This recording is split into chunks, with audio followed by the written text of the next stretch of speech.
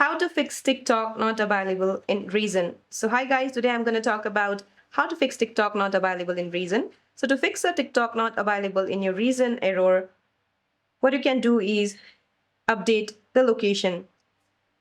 So to update your location on your iOS device, just go to your iOS device's settings. Then tap on your name at the top of your screen. Now select Media and Purchases.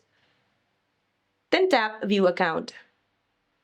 Now enter your password and then sign in. Once you sign in, tap Country or Region and then choose your new location. Now, the next what you can do is re-download from App Store or Play Store. For persistent issues, create a new App Store account with a VPN active in the desired region. Then delete the existing TikTok app from your device and then go to your Google Play Store or Apple App Store, then find TikTok and then re-download it. So that's it for this video, guys. I hope this video is helpful. Please don't forget to like and subscribe. See you in my next video.